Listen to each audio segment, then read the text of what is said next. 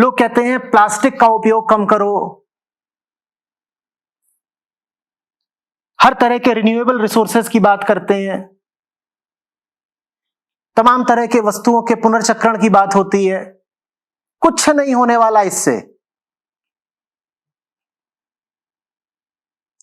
Technology अधिक से अधिक इतना ही करती है कि मशीन की एफिशिएंसी बढ़ा देती है, एक नई मशीन ले आ देती है जो पहले की अपेक्षा कम संसाधनों में वही काम कर देगी।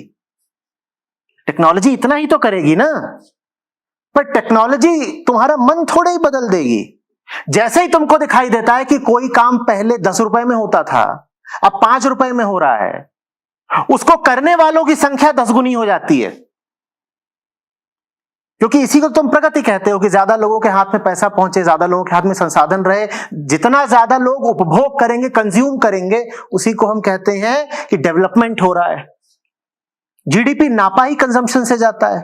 दो ही तरीके हैं, प्रोडक्शन से नाप लो या कंजम्पशन से नाप लो, दोनों का अर्थ एक ही है, उपभोग।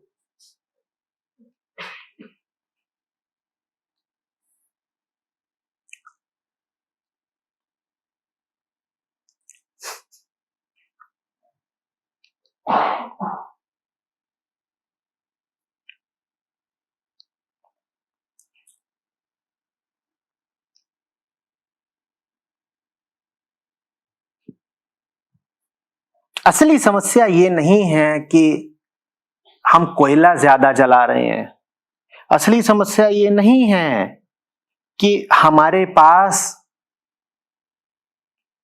जो मशीनें हैं वो प्रदूषण ज्यादा करती हैं।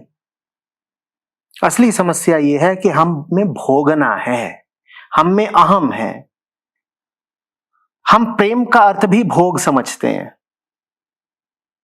हमें भी भोगना है, और जिनसे हम कहते हैं कि हमारा प्रेम का नाता है, हमें उन्हें भोगवाना भी है। तो हम जो भी श्रम करते हैं, जो भी कर्म करते हैं, उसका उद्देश्य ये होता है कि पैसा ला ला के उनको समर्पित कर दें जिनको हम दावा करते हैं कि प्रेम है उनसे।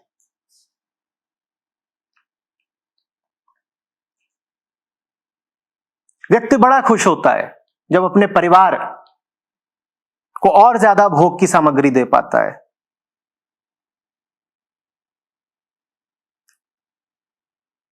या खुद भोग कर पाता है, एक ही बात है। खुद भोगो या उनको और ज्यादा उपभोग के साधन उपलब्ध कराओ जिनसे तुम्हारा भोग का रिश्ता है, एक ही बात है।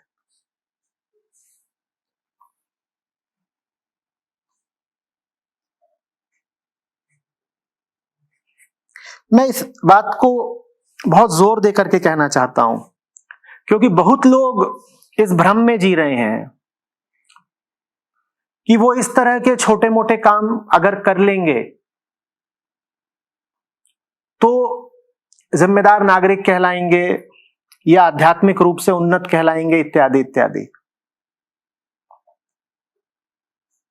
कोई कहता है साहब मैं प्लास्टिक का इस्तेमाल नहीं करता, मैं तो अपना जूट का झोला लेकर जाता हूं।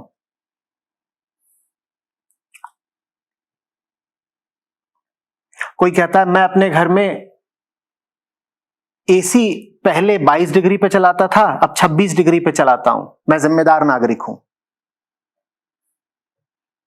कोई कहता है मैंने हाइब्रिड कार ली है, मैं जिम्मेदार नागरिक हूं। कोई कहता है मैंने सीएनजी किट लगवा ली, मैं जिम्मेदार नागरिक हूं। लोग ये सब काम करके अपने आप को नैतिक सांत्वना देते रहते हैं।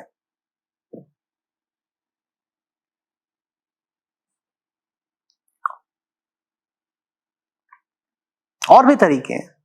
हमारे घर में तो ऑर्गेनिक फूड इस्तेमाल होता है।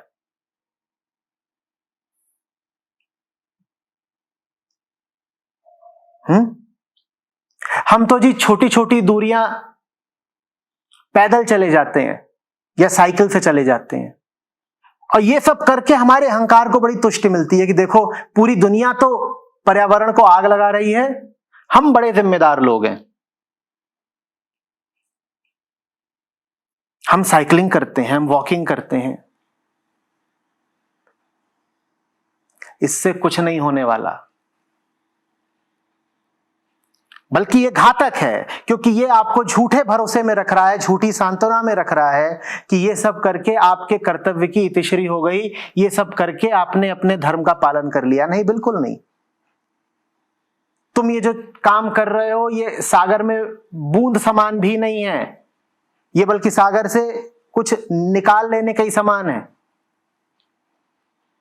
तुम्हारे इन कर्मों से न दुनिया का न पर्यावरण का कोई भला नहीं होने वाला।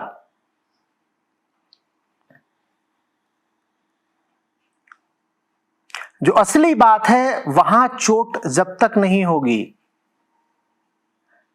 तब तक कोई फर्क नहीं पड़ता कि तुम डीजल कार चलाओ कि हाइब्रिड कार चलाओ। और असली बात है, आदमी के भीतर जो अंधेरा बैठा हुआ है उसका हटना। जब तक मनुष्य का चित्त आध्यात्मिक नहीं होगा तब तक टेक्नोलॉजिकल प्रोग्रेस किसी काम की नहीं। कौन सी टेक्नोलॉजी है जो तुम्हारे भीतर से ईर्ष्या हटा देगी? बताओ मुझे, है कोई टेक्नोलॉजी? कौन सी टेक्नोलॉजी है, कौन सी लेबोरेटरी में विकसित हो रही है जो तुम्हारे भीतर से डर और वासना हटा देगी? बताओ। पर लोगों को लगता है दुनिया की समस्याओं का इलाज है टेक्नोलॉजी। इससे बड़ा झूठ नहीं हो सकता। कई कंपनियां चल रही हैं जो कहती हैं कि we exist to leverage the creative power of technology to create a better world. मूर्ख, तुम्हारी बुनियाद ही झूठी है।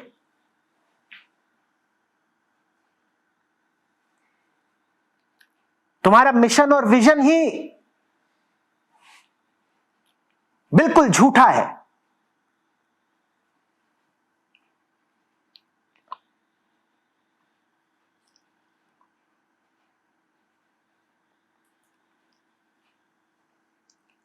दुनिया की असली समस्या, फिर पूछ रहा हूं, क्या यह है कि हम लोगों ने, आदमजात ने, मनुष्यों ने, होमोसेपियंस ने अभी तक ऊंची से ऊंची टेक्नोलॉजी नहीं डेवलप करी है? क्या यह हमारी समस्या है, या हमारी समस्या यह है कि हमारा खोपड़ा खराब है?